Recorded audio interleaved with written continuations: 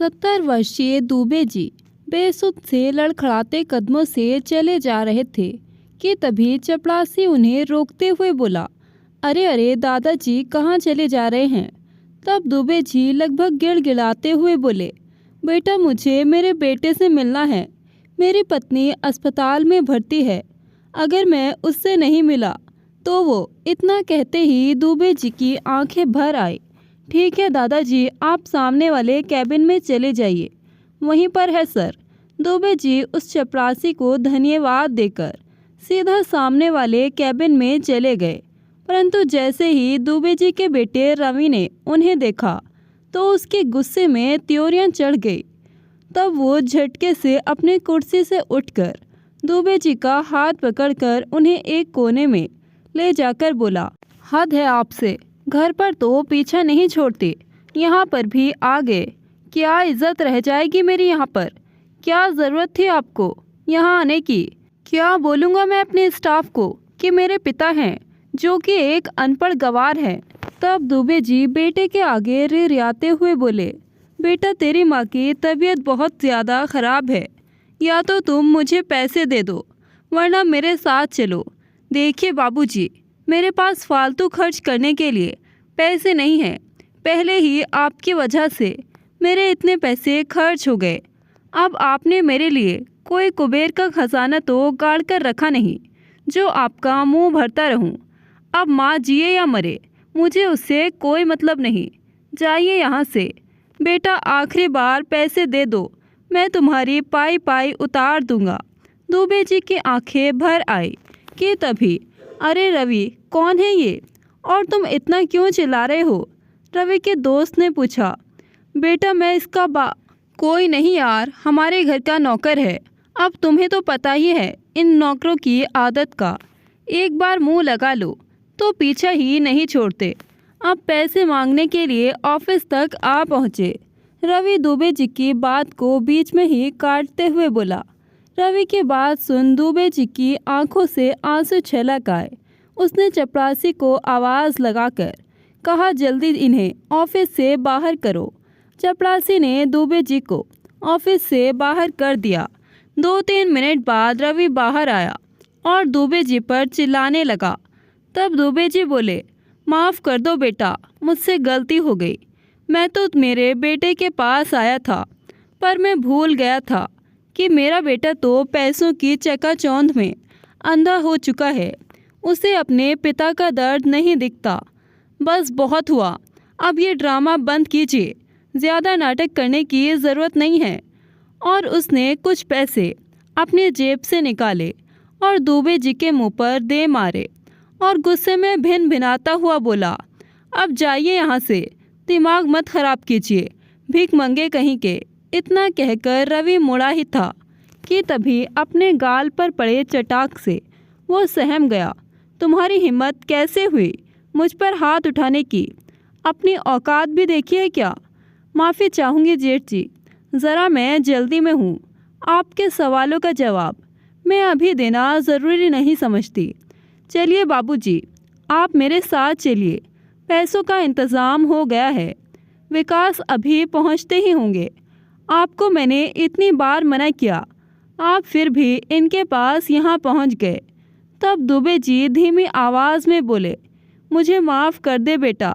मुझे लगा ये अपनी माँ की खबर सुनेगा तो इसका दिल पसीज जाएगा, पर ये तो।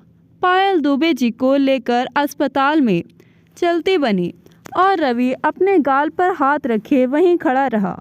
विकास तुरंत पैसे लेकर अस्पताल पहुंचा और सारा भार अपने कंधों पर उठा लिया।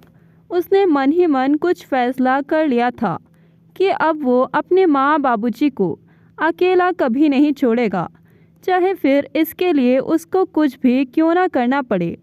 अब वो अपने माँ बाबूजी को अपने भाइयों के पास नहीं छोड़ेगा, चाहे कुछ भी हो जाए। क्या हालत कर दी इन लोगों ने माँ बाबूजी की।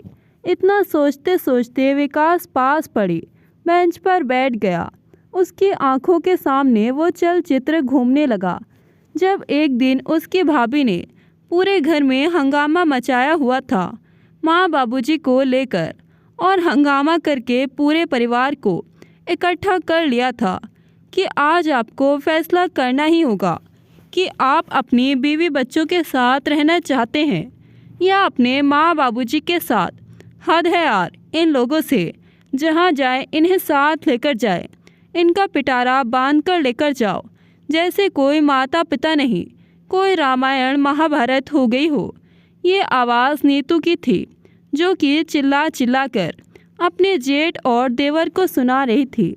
अब आप सोच रहे होंगे कि ये नीतू कौन है जो सबको सुना रही थी। नीतू दुबे जी और शारदा जी की मझली बहू है। दुबे जी के 3 बेटे 3 बहुएं हैं।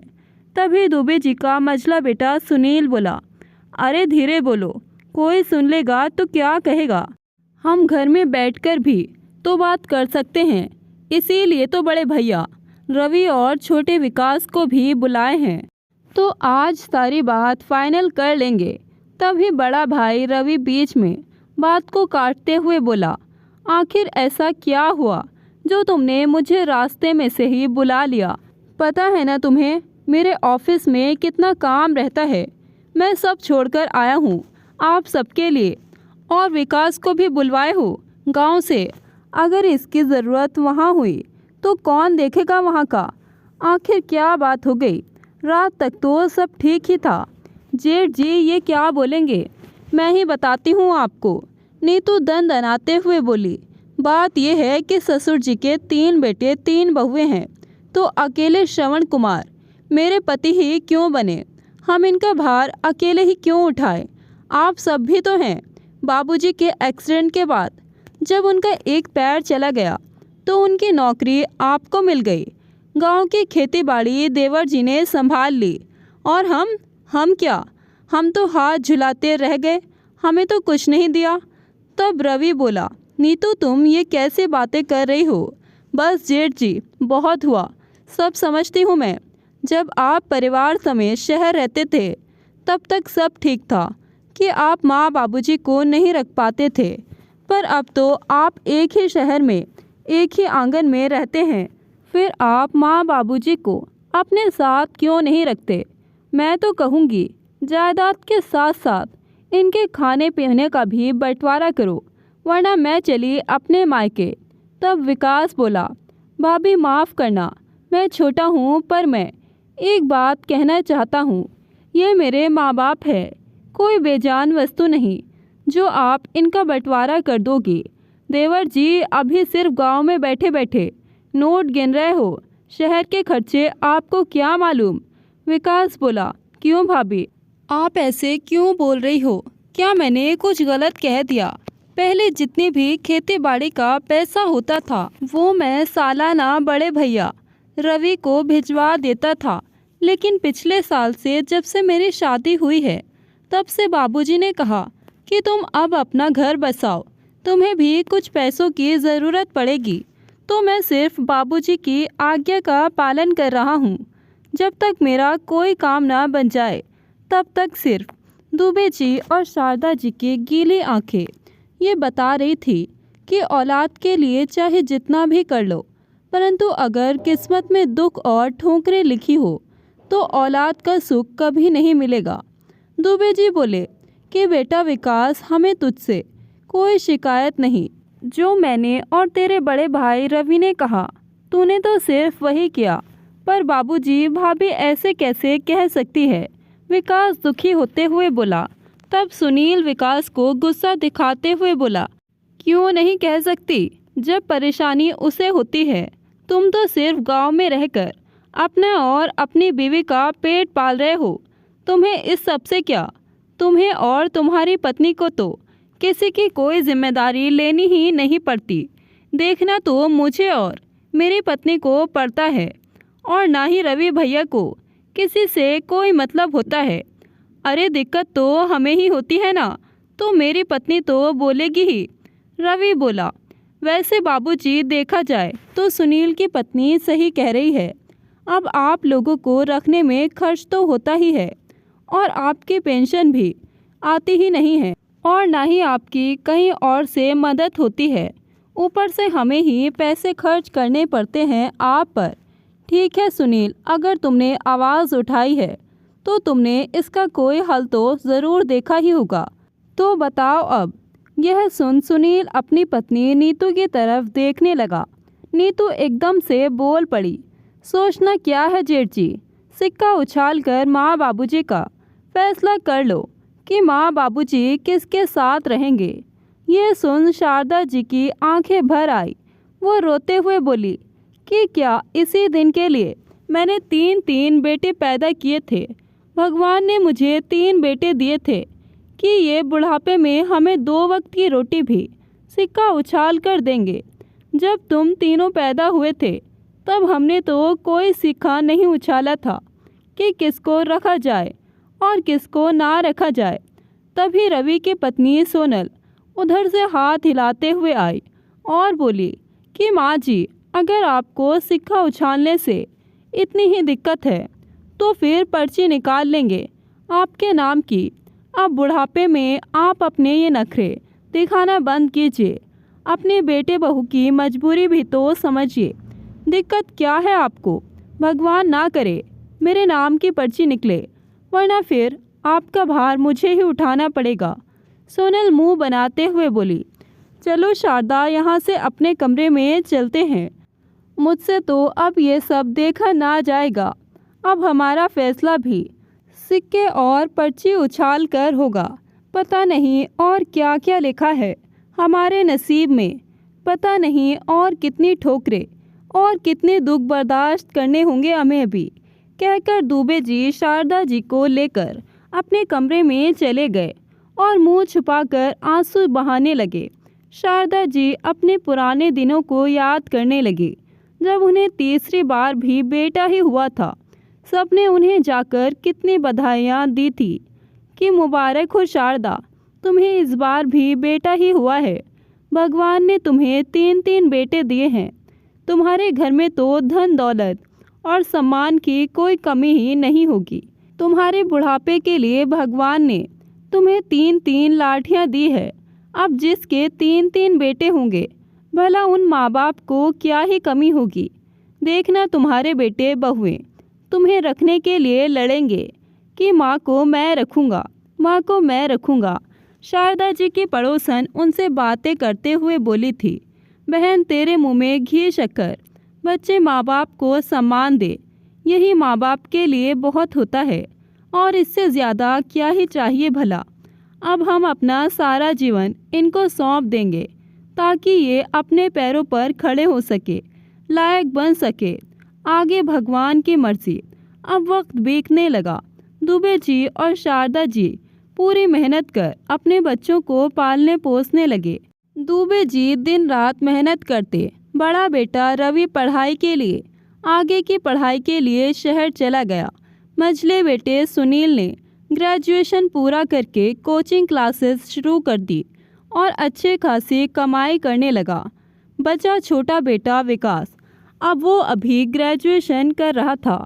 एक दिन अचानक दुबे जी की साइकिल को एक बस ने टक्कर ऐसी मारी कि दुबे जी अपना एक पैर खो बैठे। अब दुबे जी निढाल से हो गए। कुछ दिन बाद उन्होंने अपने ऑफिस में बड़े अफसर के हाथ पैर जोड़े और उनकी नौकरी बड़े बेटे रवि को मिल गई। जब इंसान के हाथ में पैसा आता है तो वो कितना बदल जाता है। अब रवि ने अपने छोटे भाई विकास की पढ़ाई में कोई योगदान नहीं दिया।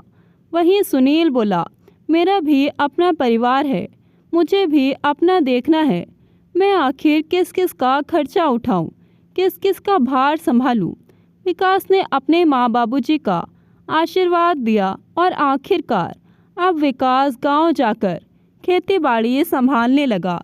वहीं रहकर अपना भरण पोषण खुद से करने लगा। अब रवि का ट्रांसफ़र दूसरे शहर में था तो वो अपने परिवार को लेकर वहीं रहने लगा। इधर दुबे जी और शारदा जी अब मझले बेटे सुनील के साथ रहने लगे। सुनील की पत्नी आए दिन किसी न किसी बात पर गुस्सा करती और दोनों दंपति पर बड़बड़ाती रहती, कोई ना कोई बात सुनाती ही रहती। कई बार दुबे जी दुखी होकर अपनी लाठी उठाकर घर से बाहर निकल जाते, परंतु शारदा जी वो बेचारी कहाँ जाती, उन्हें तो घर में ही रहना पड़ता था। दुबे जी की अनुपस्थिति में नीतू अपनी सास शारदा जी के साथ बुरा व्यवहार करती। शारदा जी ये बातें दुबे जी को भी ना बताती थी ताकि घर में कलेश ना हो।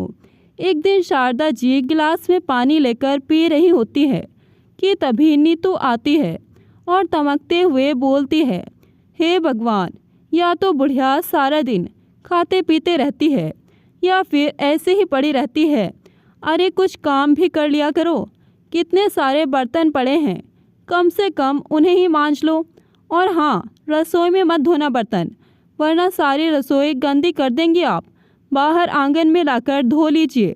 नल से पानी भर लेना। बहू, मैं नल कैसे चलाऊंगी? मेरे हाथों में कितना दर्द होगा। अच्छा, खाते पीते तो आपके हाथों में दर्द नहीं होता, सारे दिन ज़ुबान चलती रहती है बस। चुपचाप से बर्तन मांज लीजिए और नल से पानी भरना। टैंक का पानी खत्म हो जाएगा, फिर बिजली का बिल कितना महंगा होता है। आप क्या जानो, आपको तो कुछ करना ही नहीं पड़ता, बस इधर से उधर हाथ झुलाते फिरती हो।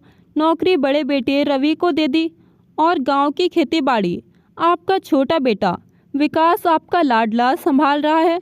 हमें तो कुछ दिया ही नहीं, ऊपर से आपका भार और संभालने को दे दिया। ये कैसा इंसाफ है भला? पैसे कोई पेड़ पर नहीं होते। चुपचाप से हाथ चलाइए, जाइए यहाँ से बर्तन मांजिए, वरना आपके लिए अच्छा नहीं होगा। बेचारी शारदा जी रसोई से जाकर सारे बर्तन ले आती हैं और आंगन में खड़े नल के पास रखकर बर्तन मांजने लगती है कि तभी दुबे जी आ जाते हैं। अपनी पत्नी को बुढ़ापे में काम करते देख उनका दिल पसीज जाता है। उन्हें बहुत बुरा लगता है।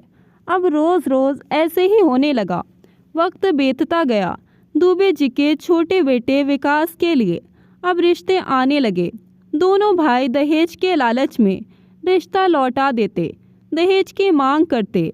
एक दिन एक शिक्षक की बेटी पायल का रिश्ता विकास के लिए आया। दुबे जी ने उनकी बात सुनी। दोनों बेटों ने जब दहेज की बात की तब दुबे जी बोले, नहीं, हमें दान दहेज नहीं चाहिए, हमें सिर्फ लड़की चाहिए जो कि घर को घर बनाकर रखे, क्योंकि औरत ही घर को स्वर्ग बनाती है और एक औरत ही घर को नर्क बनाती है। मैं चाहता हूँ कि जो भी लड़की विकास के लिए हो इस घर में आए, वो मेरे बेटे के कदम से कदम मिलाकर चले, उसका साथ दे, उसके माँ बाप को माँ बाप समझे। दोनों बेटों के खिलाफ होकर दुबे जी और शारदा जी ने अपने छोटे बेटे विकास की शादी पायल से तौर तरीके के साथ कर दी। कुछ दिन पायल शहर में ही रही।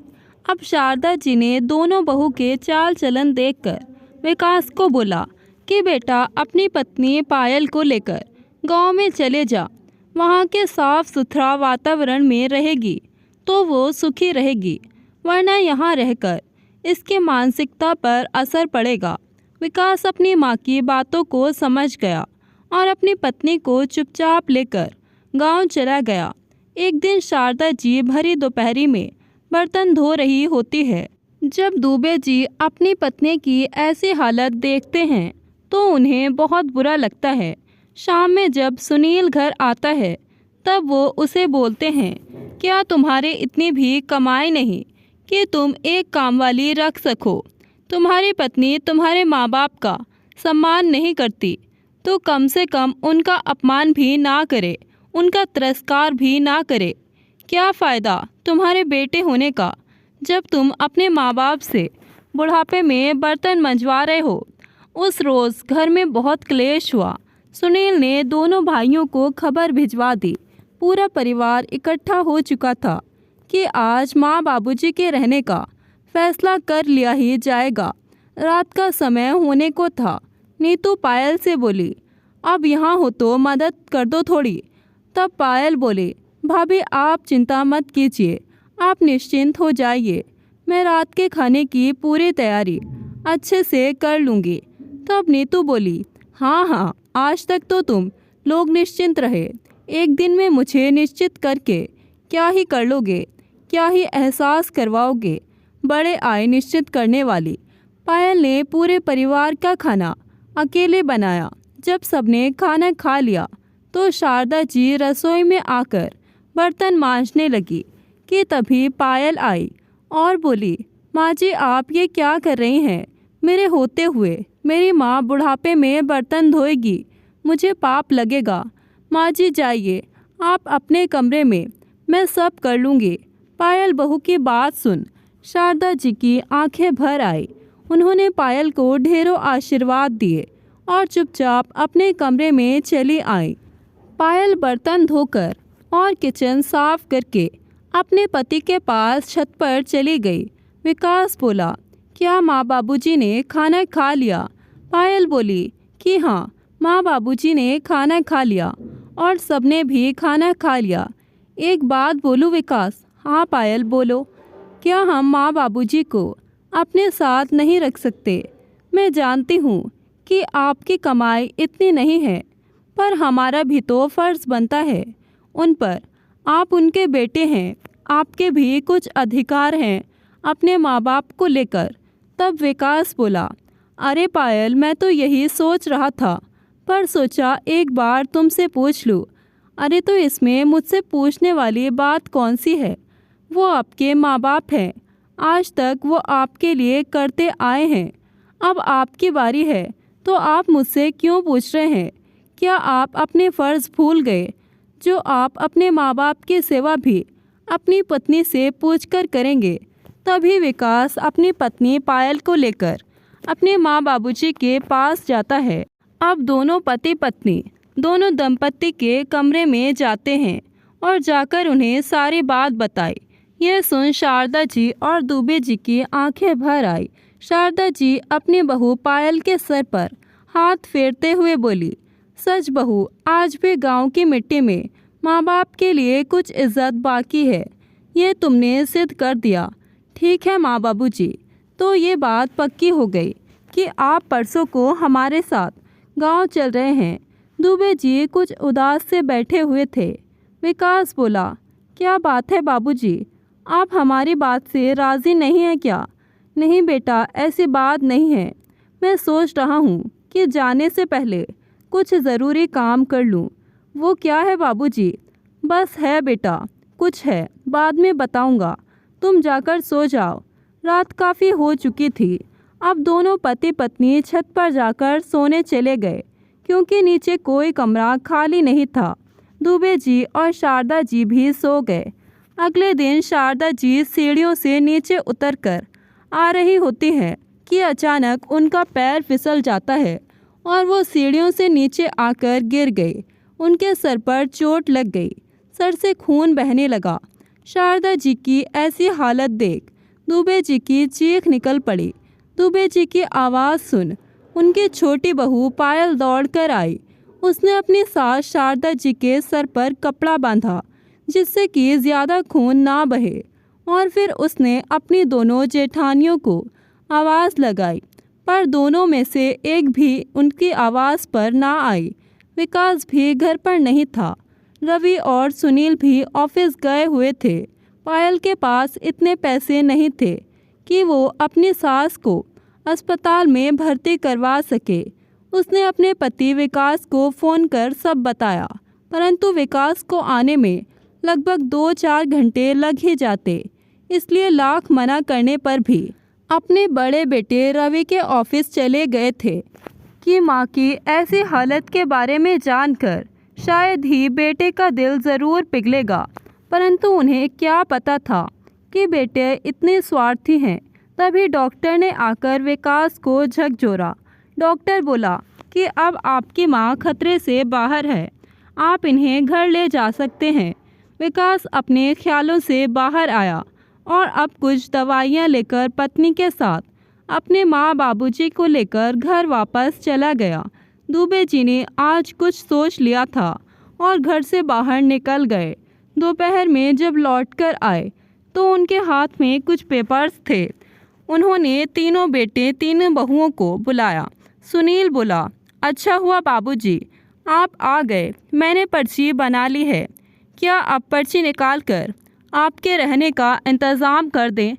बेटा क्यों, तुम हमारे लिए सिक्के और पर्ची उछालोगे? भले ही तुम्हें शर्म नहीं आती हो, पर हम तो अपनी ही नज़रों में गिर जाते हैं कि क्यों हमने तुम दोनों को पैदा किया। सुनील बोला, क्या बाबूजी, अब आप फिर से पुराना रोना लेकर बैठ गए। हमने उस दिन फैसला कर लिया था ना कि हम पर्ची निकाल कर आपका फैसला करेंगे, तो फिर क्यों अपना रोना लेकर बैठ गए फिर से। बेटा, उस दिन तुमने फैसला किया था, आज मैंने फैसला किया है।